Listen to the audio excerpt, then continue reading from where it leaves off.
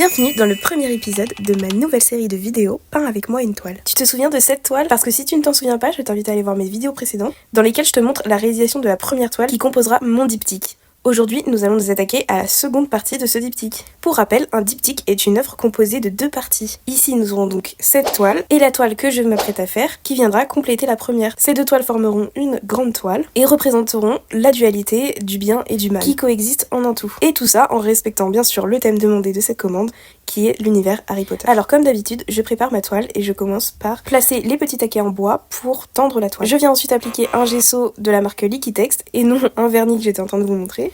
Le gesso, c'est un apprêt que je viens appliquer avant de peindre sur l'entièreté de la toile pour que la peinture adhère mieux et se fixe mieux dans le temps. C'est vraiment une étape hyper importante dans la réalisation d'une toile. Si vous vous mettez donc à la peinture, je vous déconseille de louper cette étape au risque que votre peinture vieillisse mal dans le temps. Et vraiment, je sais pas comment je me débrouille, mais à chaque fois à cette étape, je m'en mets partout, même jusque sur l'œil.